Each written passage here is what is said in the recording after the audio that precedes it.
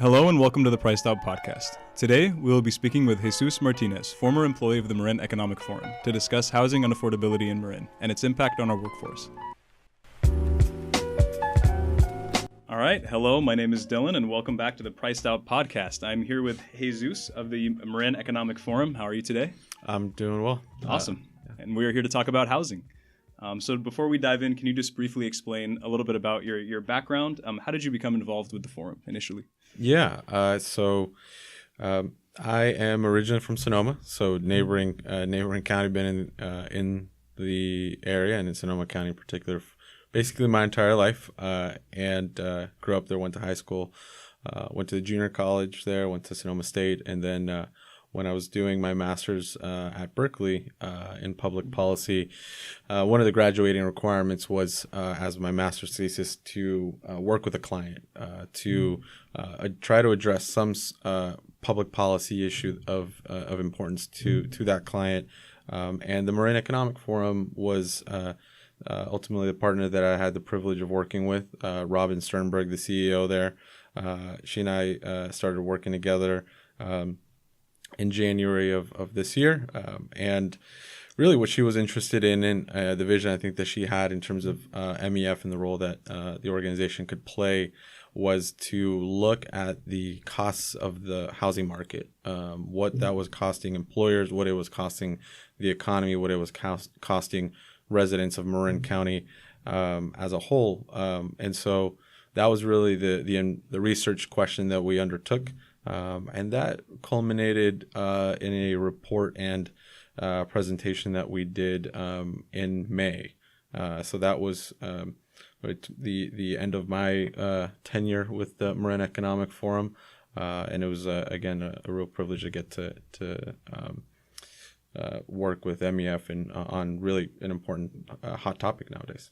Awesome. Glad to hear it. And it's interesting you bring up Ms. Sternberg, because I believe it was her who stated this next quote in the North Bay Business Journal. She said that Marin's housing shortage is untenable or unsustainable for Marin County. Mm-hmm. Can you explain this a little bit further? What do you make of that statement? Yeah, I mean, she is spot on. I think that is the right word, if not one of the right words, to describe the housing market that we have. That's so I guess to unpack that first is to really talk about the fact that housing prices, both in terms of home prices and rental prices, have been increasing, and this is not news for anybody that has been in the area for any period of time, right? What we're talking about is what people have been experiencing, the frustration, the anxiety of getting evicted, of having to find from bouncing from home to home often, right? If you're a renter, if you're a homeowner, especially for folks that went through the difficulties of the Great Recession, where many were foreclosed on or short-sailed on, that lost their home during that time. Housing is a flashpoint, I think, for a lot of folks in the Bay Area. And so I don't really, we can get into sort of the top line figures, the statistics of it, and I'm happy to do that. I think what's really important to talk about when Robin sort of touches on this is an untenable situation, it is that real people are living with really deep frustrations and anxiety and anger, I think, to a very real extent of growing up in this community, whether it be Sonoma or Marin or San Mateo, you name one of the 9 Bay Area counties.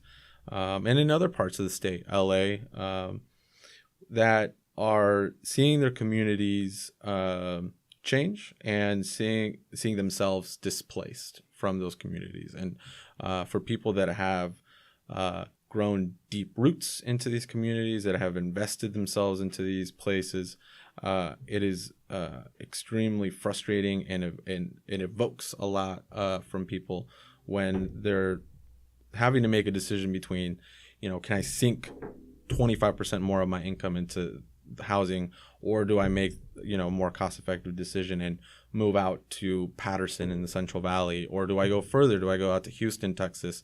Do I have friends that have moved out to Montana, as an example, right? But basically out of state. And that to have to be displaced is a really difficult and traumatic experience, I think, for a lot of folks. And so it's important to really underscore just the human emotional toll that housing takes. And so when we talk about untenable, I think that's the really important place to start and just kind of sort of frame the conversation from there. And there's a lot of, in terms of the economics of how this is untenable, we can get into that, but I think I really just want to underscore just the importance of the human side of what's untenable here. Right. Yeah, that human side is something that we try to focus on a lot here at NextGen. We did some research into rental increases in just St. Raphael alone, and I think in St. Raphael there was almost a 64% increase in rents for one-bedroom apartments from 2011 to 2017. And that's something that you can see that on a piece of paper and you say, okay, this is an expensive area. If you don't like it, you can move out. But these are the people who work in your factories. They work at the coffee shop down the street. And these are the people who fix things in your house. These are humans. And I think that's important that we keep that in mind. So how does this housing shortage, you talked a little bit about how you did work trying to encourage the private sector in Marin County. How does this housing shortage impact local businesses and in turn the wider economy? Yeah, probably the very first place and probably the most important, I think, from a private sector perspective is access to a labor supply that is going to be able to keep these businesses at least operating to an extent that the cost of production isn't such that they have to move elsewhere to find labor to be able to run their businesses. So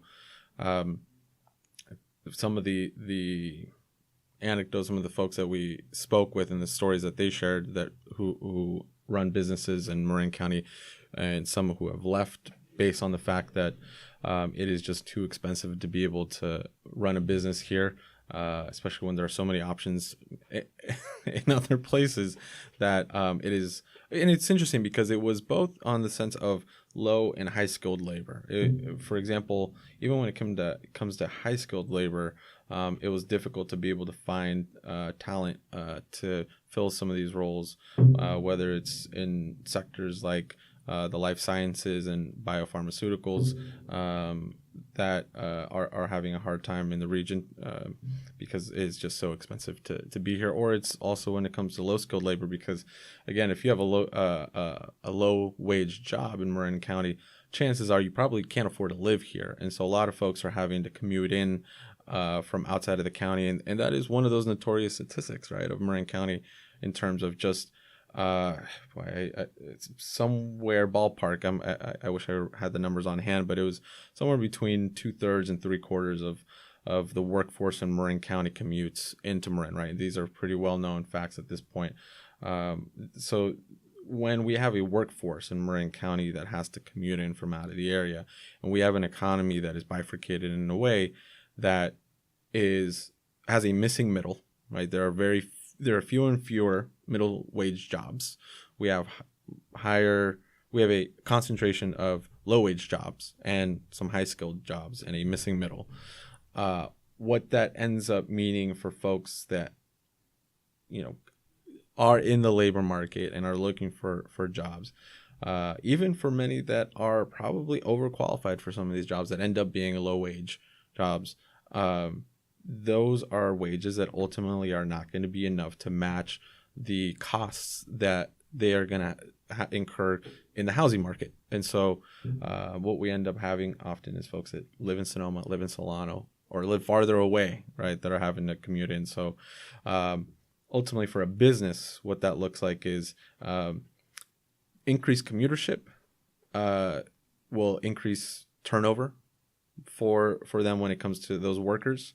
It also decreases productivity overall in terms of higher commutership. So the way that works is just the impact that commuting has on health, right? There's kind of a nascent literature on how extreme commuters, or those that commute over an hour and a half, just the effects that has on their labor productivity and the bottom line that gets affected for the business in that regard. So for a business, if you're depending on workers that are going to be impacted by the commute and their productivity and the turnover rate, and then it's even hard to find those folks, right? Why not just move the business elsewhere, right? And that's often the decision that businesses are confronted with, and so it does make it difficult for businesses to operate in a housing market that is as unwelcoming to the labor supply that they are dependent on.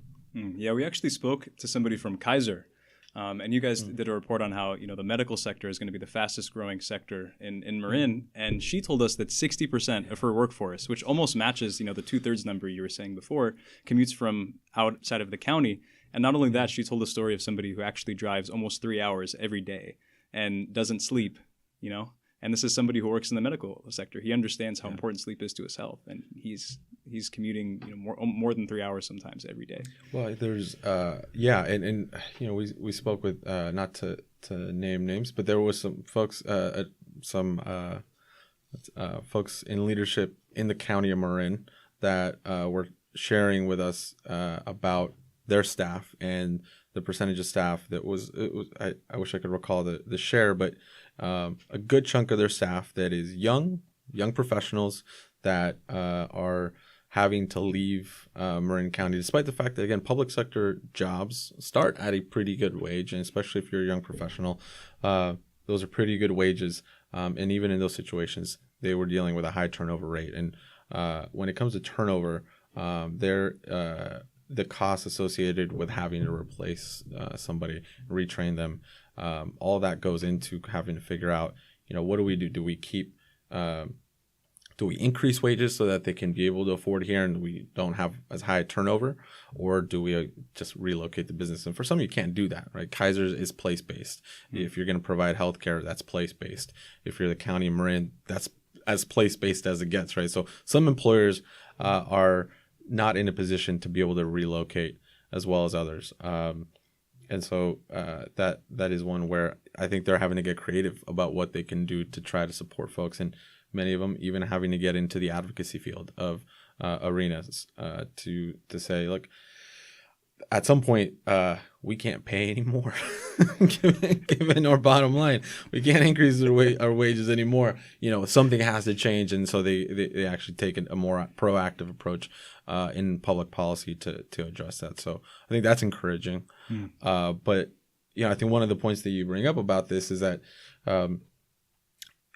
if we just compare a few of the counties, for example, and I, sort of the point that I want to drive home here is the mismatch that we have between labor in the labor market. And so what that looks like is that Marin County and the Bay Area as a whole has very low unemployment. So we're talking, the last numbers I looked for 2016 were like 2.3, 2.1%, which if standard full employment is usually defined at anything below 4%. So we're well past full employment, right. And it is hard, again, for employers to find folks at that point. And so unemployment is very low. Sonoma County and the surrounding regions are very similar in that regard. Very low unemployment rate, which is a good thing for workers. That is an excellent thing for workers. It's a little bit more challenging for employers, right, when they're dipping into a labor market with that unemployment rate. But if you look at other counties in California, you look at Colusa County, you look at, trying to remember the name of the county down near the border, down near Riverside. The name will lose me right now, but Colusa County is a good example of it, and there's a few others in California that have double-digit unemployment rates. Now, that seems like an odd thing given the fact that you have employers here in Marin and in the Bay Area who are really looking for workers and are willing to pay a solid wage for workers, even in low wage sector jobs, right? $15-16 an hour, willing to pay well above minimum wage, but they can't find workers. And you've got workers out in Colusa County. The problem is that those workers cannot enter this market because of the housing situation that we have. And so there is a spatial mismatch between jobs and workers. And usually prior, right, like what had been the situation in this country for a long time, whether it was folks, immigrants coming to New York City in the late 19th century, or was folks coming to LA and California during the growth of the industrial sector there in the early 20th century, housing was a boom. And that was what was facilitating workers coming into these cities and be able to grow these industries. And so now what we have is really a crippling of these industries in a way that it is sort of baffling, because again, the trend, the pattern in history in this country has been that when there's an opportunity to grow industry, housing facilitates that. And what we have now is the opposite. We have housing as a barrier to really a solid match that should be happening between businesses and workers in other areas in the state alone. Forget other states, right? Just in California alone, they would like to move, and we could see greater economic growth from it. And that's something that in that research that we did with MEF, we get into. But I think we should think about housing and a pro housing model as one that also is associated with pro-economic growth, and that also isn't one that comes at the expense of the environment. And I think those sometimes we assume those things to be true. I think there's a way to be able to talk about having sustainability and protection of the environment, and we can have greater economic growth while at the same time that being facilitated by one where we have greater housing development. That's interesting you bring up the sustainability aspect, because that tends to be something that when you talk about housing development, people in Marin tend to sort of think, oh, but I want, my hills. But really, over 80% of Marin is zoned for open space. This is some place where you can't develop to begin with.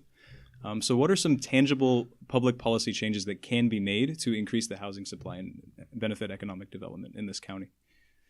I think it's probably important to kind of frame this conversation in a way that takes us back to what you're sort of alluding to there about what vision do we have for the environment, and then work inward from there. And so what I mean is that it seems like the model, in particular for California in the 28th century, has been one of suburbanization and sprawl.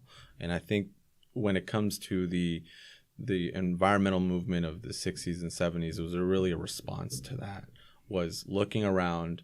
And we know that here in Marin, and we know that in Sonoma County in particular, with a lot of these local stories of activists and folks getting involved and saying, look, you're trying to build a subdivision somewhere out in the beautiful part of the county. This is a natural resource that we want to preserve. We're tired of just, at what point does this end, right? Of just sprawl, all the way out to Bolinas. This is, enough is enough. And I think I hear that loud and clear. And I think we stand on the shoulders of giants who have done really phenomenal work in preserving those natural, pristine resources of ours for the common good. I think that movement, one of the things that it did was also then frame economic growth in general, as the enemy. And I think I want to parse those things out because we can have both urban growth boundaries, for example, as a public policy that curbs sprawl, and we can build more density within those city limits, right? So that we can have our human footprint really concentrated within the areas that I think we have currently expanded out to, because it's going to be hard to contract.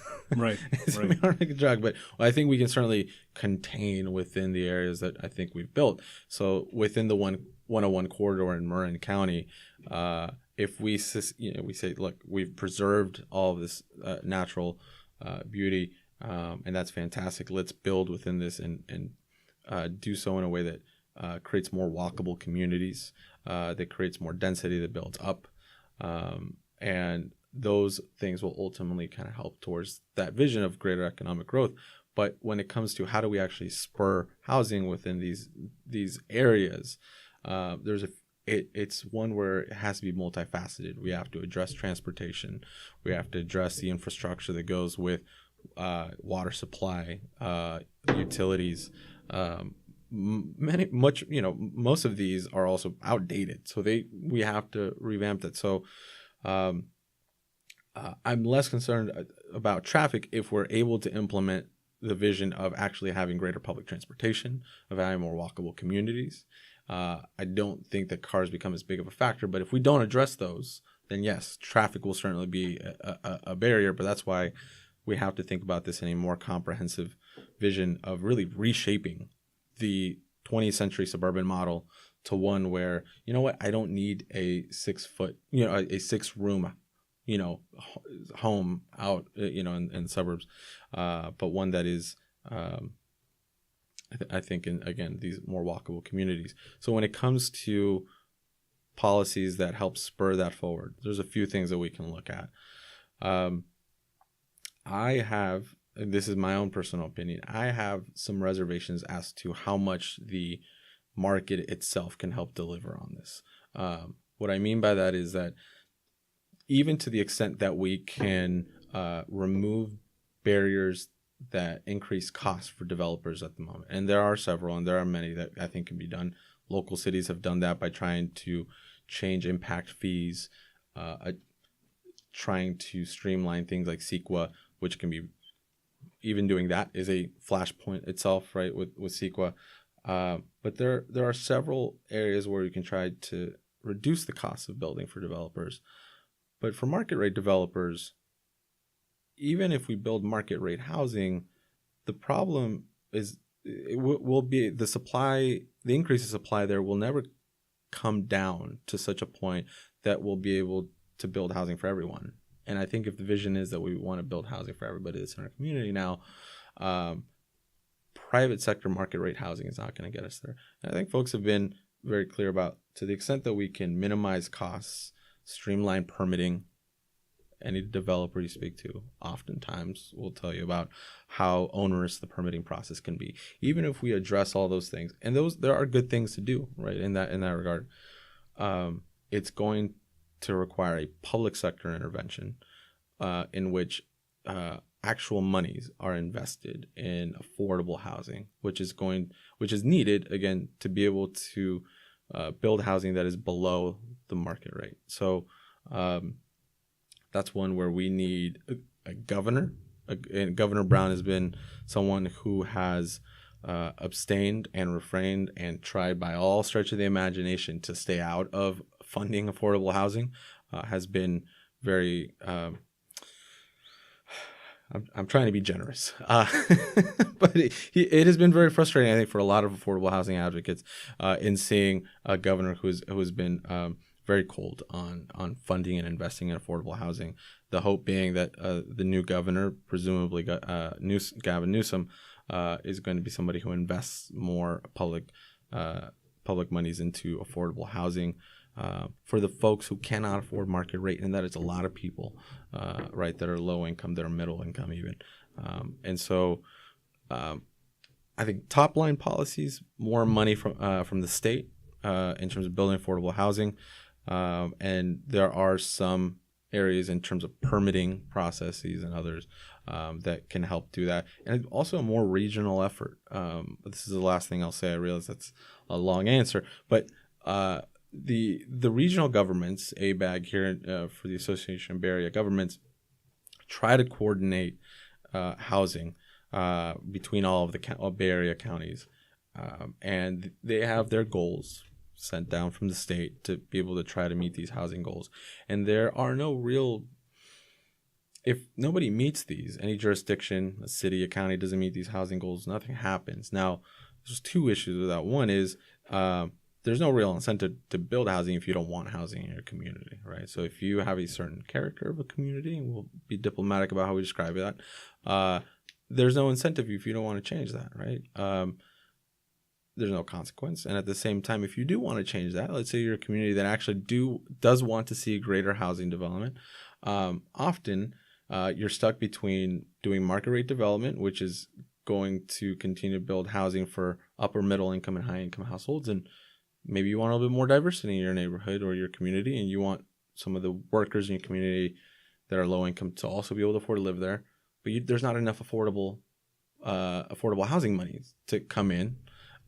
So even if you want to, if you're a local jurisdiction, you're going to be limited in your ability to be able to fund these projects, which is why Sonoma County, for example, has a bond measure for affordable housing, I believe Measure N, that's on the ballot, and it'll bring in some much needed revenue to be able to build affordable housing. But then that's a community that had to tax itself, right? To raise the revenue, to build affordable housing, because they can't get it from the state. They can't get it from elsewhere. And so if you want to, for your local jurisdiction, there's a lot that has to be done and barriers to overcome to execute that. So, that's it's one that I think we just need more leadership from the state in particular. The state of California is in a much better position to be able to assist local communities. And that's one where ultimately comes down to, I think, leadership from our local elected officials who maybe are on the fence or are opposed to it, to really seeing housing as a pro-growth model for everybody, as one that is benefit for everybody. And our state officials also assume that leadership that we need from them to actually support local jurisdictions with real money on the ground to build more housing. I'm glad you brought up the community aspect of it, because we've spoken to a lot of local politicians, and what they say when we go and talk to people, everybody is supportive of affordable housing, but then when we actually go to the meetings, we have a group of people, a very small group, that comes in and yells at us, and they say, we don't want this, we're opposed to development, right? Yeah. So why do you think there are people who are opposed to this? Do you think, what is their reasoning? Do you think that they have any points? Is it purely environmental? In your time with the MEF, did you notice one sort of strain of thinking, or was it just a variety of different reasons? So why are there people? There's a lot of people that oppose this for different reasons, right? I would, one of the things that was interesting about this project was realizing, at least I would wager that the majority of the community is probably fairly supportive of housing, especially if you were to have one-on-one conversations with people, which is why it's always surprising when you go to a planning commission meeting and there's seemingly some resistance to a project, and you sort of shake your head and you're like, it seems like everybody I talk to is on board with this project. Why don't these things keep getting killed in the planning commission or whenever it goes before some governing body? And so there seems to be some dissonance between those two things. And I would say that if you have one-on-one conversations with folks and folks that are looking to build more housing, continue to organize, actually be able to bring those voices to the spaces where decisions get made. Because ultimately, I think what is happening is that people that are opposed to it, and I'll put a pin into as to why they might be opposed to it for just a second, but just they are opposed to it. There's a group of folks, they're organized, they're very well organized. They have access to resources often. Talk to a few developers. There's a few projects here in Marin, one in particular that I'm thinking of, where local residents were unhappy with the project that was being put together. Somebody apparently is bankrolling the attorneys to be able to sue and try to halt the project, and it's been halted for a few years now. And so this is a very vocal, and I'll say minority, which is the impression that I have, that it's a very vocal minority that is well funded. And there's enough pressure points where I think they're very strategic about halting the project long enough to increase the cost and make it unfeasible. And I think it's a war of attrition at that point, where it's that seems to be ultimately the strategy. Why they're opposed? We can probably unpack a few different reasons, and it's very I think each one is going to be important to keep in its context. So I think each one is a particular case. But one of the most powerful forces I think that I have come to appreciate the older that I get is a status quo bias. And it means, and it's sort of in contradiction, we'll say that it's almost sort of paradoxical given Marin County political leanings, where it's voted overwhelmingly for Barack Obama, Hillary Clinton. It's a very Democratic leaning area and district, and one that while it is has voted for change, is also very concerned about seeing change within its own community, right? So when I talk about status quo bias, it's that both we talk about wanting to see change, we're but as long as it's happening somewhere else, right? Right. But when it happens in your own neighborhood, when it's your neighbors, I think the visceral experience I think people have with that, I think that status quo bias sort of kicks in, and folks are much more opposed to seeing anything change. And so we have to sort of account for that part first. It's just that status quo bias. Second is there, without, whether implicit or explicit, for some folks, some group of people in sort of the Bay Area, but I think interestingly for Marin County as well, is one where it is hard to not account for the history of racial exclusion that has happened in Marin County. One where we can trace it back pretty early on to even the way that housing was first sort of allotted in Marin County during the early days of the FHA and kind of looking at sort of around World War II in that period of folks that were moving here, where African Americans that were working sort of in naval yards and that sort of industry as well were living down in kind of the Sausalito area. Mm-hmm. And a lot of the housing that was being built, a lot of the FHA loans, and the history is pretty well documented at this point in terms of the racial exclusion of African Americans in the favoring of whites in terms of loans being made for housing, which was probably the biggest driver of securing wealth and creating of the middle class. That was particularly focused for white Americans at the exclusion of African Americans who were in the same community, right, working in these manufacturing jobs, but weren't many of whom able to secure a loan to be able to buy a home. And so there's a long history, right, of housing exclusion based on race in Marin County. And it's not unique to Marin County. I think we're telling the story of Marin County now, but I think this is a story that's been true across the country. But the way that it played out here in Marin County is that what we end up seeing now is that when it comes to who are the folks that are being displaced in 2018 in Marin County and have been displaced here, when we see that low-income renters, many of whom are disproportionately African American and Latino, are being displaced from their homes. Whether we were looking at some of the figures from the Displacement Project based in UC Berkeley, they were able to track by census tract, right? In Marin County, we were looking at both Novato and San Rafael. The majority of these neighborhoods that were low income were seeing a net loss of residents. So the way that we interpret that is basically the two cities that have the highest rate of Latino and African American households we're seeing a loss in terms of these low income residents, right, from Marin County. We extrapolate from that that it is the housing pressure, right, that is forcing folks out of the county, and so.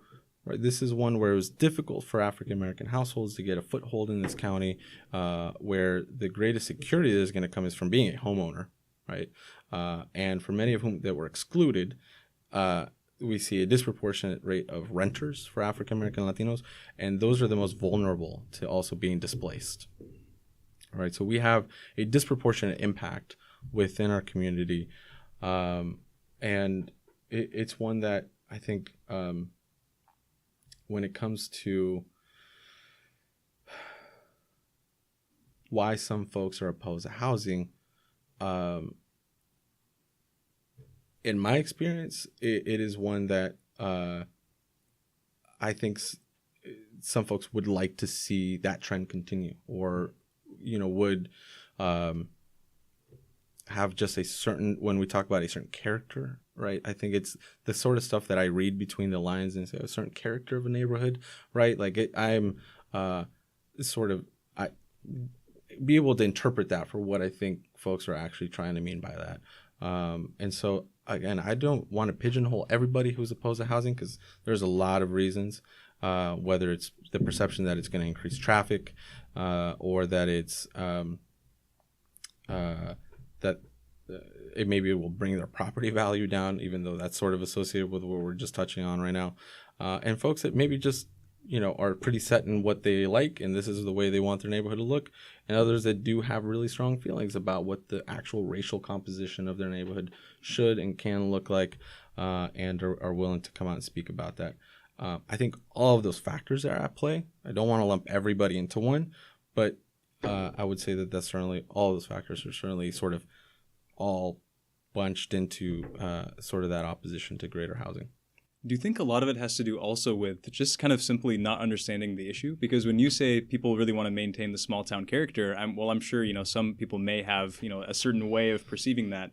It could be that a lot of people, when they hear small town character, they just reflexively think, oh yeah, I like my town the way it is. I grew up here. I love it. And they don't really understand the entirety of the issue. They don't understand that, they might not be able to get a coffee for under $10 in the near future. They don't understand that their costs are going to go up. The people that work in local stores are not going to be able to work there anymore, and it's going to affect them in the end. Yeah, I think that's a good point. We mentioned earlier just the extent that Marin County depends on workers coming in from outside of the county. I would venture to guess that that's pretty unsustainable at a certain point, because to some extent, workers, if they're coming in from Sonoma, they're coming in from Solano County, they're coming in from Lake County, Mendocino, that are coming down here, that are specifically if they're low-wage workers. At some point, folks are, I know of workers, people that I've met over the course of this work that are getting priced out of those places as well. So how far can we continue to push workers out to the farthest extremes of the Bay Area, or not even the Bay Area, right? They're commuting in, and that latte gets pretty damn expensive at some point. I'm not sure if I just swore. Sorry about that. As much as you want, but there's no censorship on the NextGen podcast. Use the word damn. My apologies. This is PG-13, don't worry. So at some point, the price of that latte gets pretty expensive.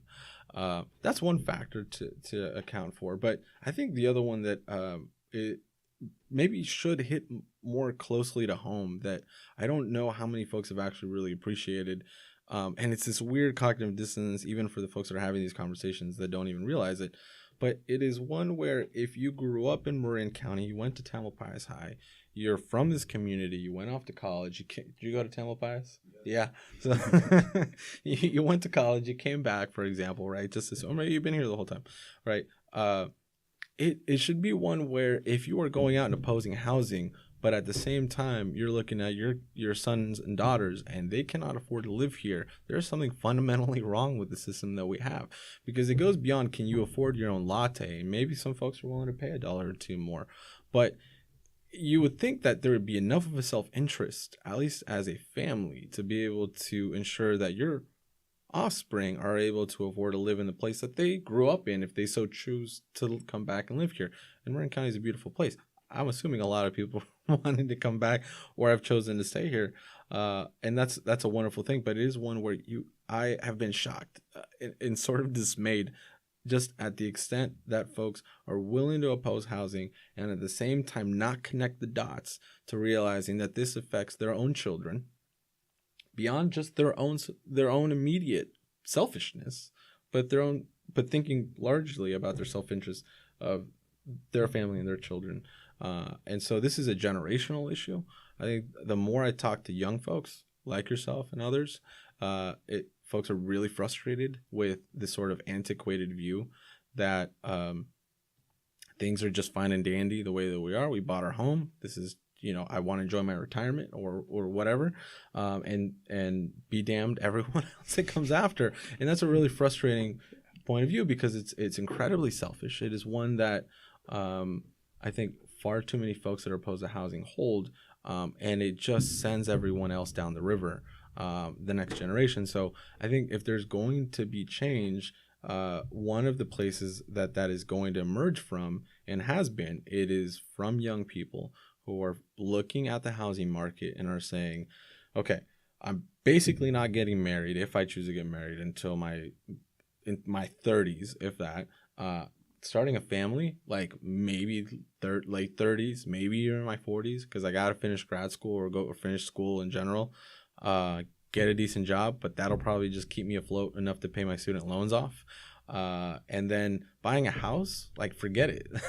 Like, that's not happening, right? And it is so frustrating that a whole generation of us are looking around and saying, well, damn, like, I grew up here, I love this place, who better than me, right, to continue growing this community, but I cannot afford to live here. And that is one where I would hope that our elders in our community would have a greater sense of vision and awareness about how important it is to think about housing as an intergenerational issue. But there's a serious dissonance between those two things, and it's really to my dismay. So I wish that could change. That's my hope. It's affecting young people. So I mean, we would ask your question about we have this small town character that we want to preserve, but at some point, like if there's no one else that can, if you can't afford to live here, like what does a small town character even mean for the next generation if you're not going to be around for it? So you almost have to flip that question around to folks that are appealing to that sense of small town character and say, well, like who else is going to carry that on after you're gone? Because like ain't nobody going to be here. Exactly, yeah. And there was a poll I think by EMC Research out in Oakland, and it was like 35% of millennials are considering leaving the Bay Area, and I think 70% personally knew somebody who had left the Bay Area due to housing costs, specifically housing costs. I mean, if that's not a housing crisis, I don't know what is. Yeah, I spoke to the president of SEIU, local labor union in 2015, and that labor union runs really across the state. And she went and talked to every union member in all 48 counties that compose her local. LaFonza is the president's name, and she was wonderful. I heard her speak yesterday at UC Berkeley, and she was talking about that when she went and talked to every member of her union, when she asked them what they wanted the union to work on, they didn't talk about wages, they didn't talk about contracts. Like that's what they expected the union to do. But when they said, what do you want from the union? The number one thing was housing. For folks that are in a labor union, there is a better wages than the average worker, right? There's non-unionized that unions make, and that is a good thing. But even with that being the case, housing continues to be the number one thing that those folks are concerned about.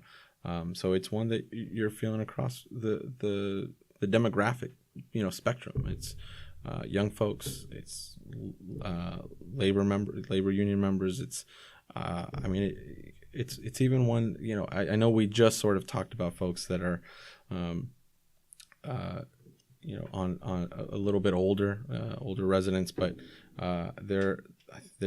it's important to also note that there are older residents who are in a precarious housing situation that I think it's also important to keep them in that conversation as well. So I do not want to construe these comments as ones where it is, those old people. That's certainly not what I mean.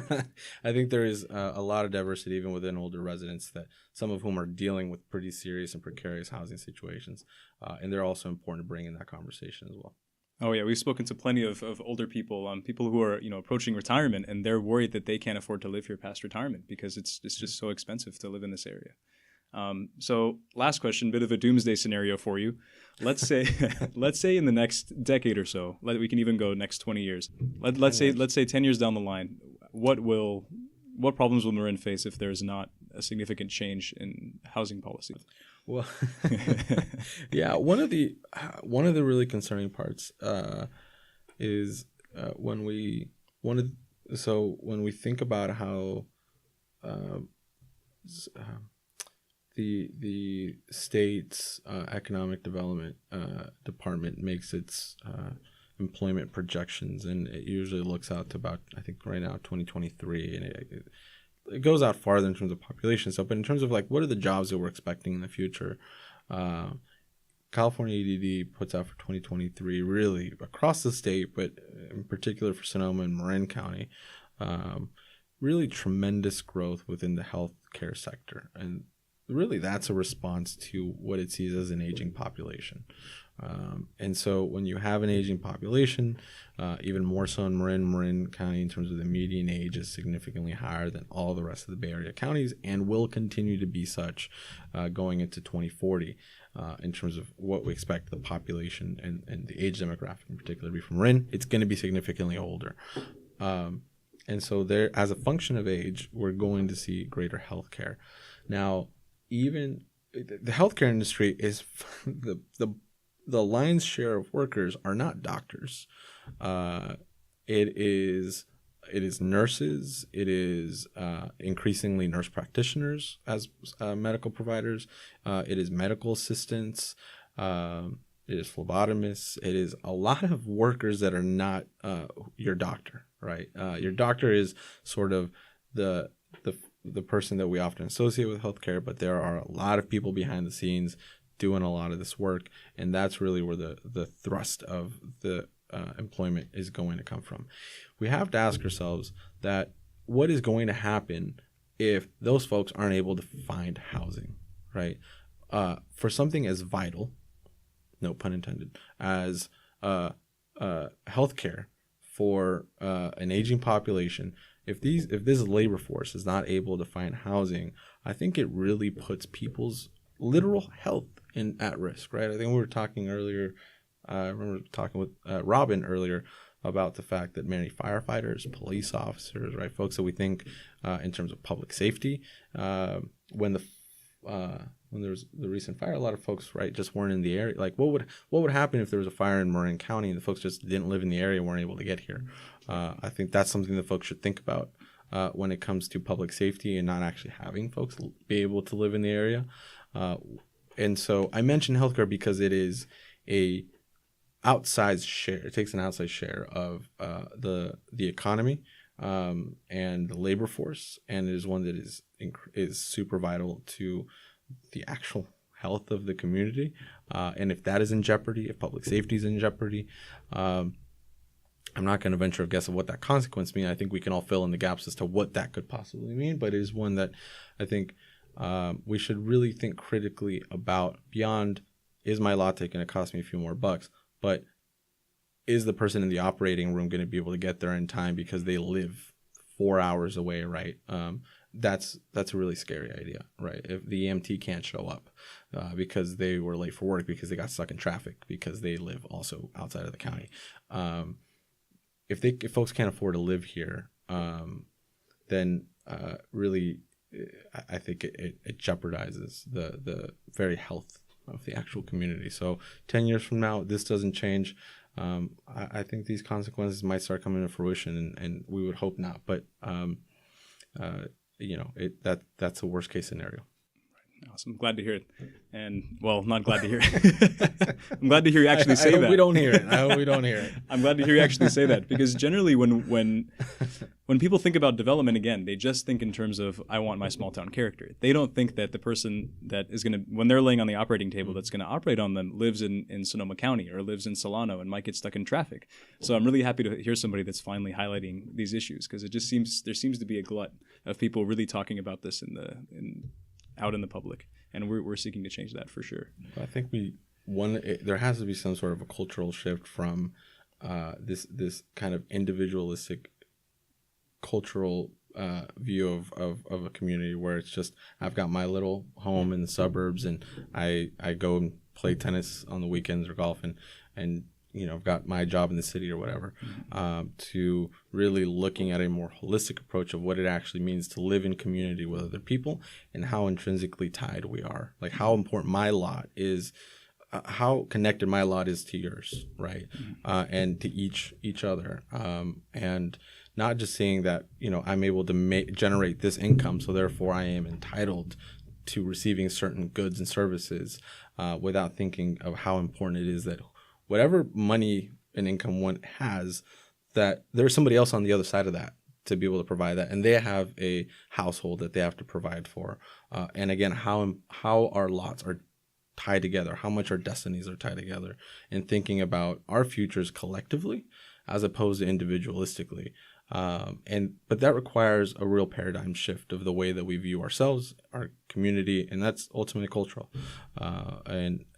So when we talk about housing, it's really about changing the narrative, not just about what's a good public policy in terms of getting rid of permitting costs and barriers, but also this much larger, much more difficult conversation that's almost sort of squishy, right? And almost borderline philosophical, but one that talks about who we are as a community, and if we're even a community. Like, are we really a community, and what does that even mean? I think that's a much more difficult terrain to walk on, but that's, I think, the one that will be most productive. Perfect. Great stuff. So where can people view this research by the Marin Economic Forum and some research you're working on right now? Yeah, so you can visit academia.edu and type in Marin housing shortage, and so be able to find that paper. I pulled it up earlier today, so it's still there. Perfect. And so, yeah, definitely check that out. And then Marin Economic Forum, check the organization out. I've been very blessed to be able to continue my own career at PolicyLink. It's a research and action institute looking at advancing equity and racial and economic equity through public policy in Oakland. And myself, I'm part of the Alliance for Boys and Men of Color team, and doing a lot of data and policy analysis work there. So that's where I've continued to my work, and very, very blessed to have been part of MEF and now over at PolicyLink. Perfect. Well, it was a pleasure to have you on the podcast. Thank you so much. Likewise. Thanks, Dylan. Perfect. Yeah, of course.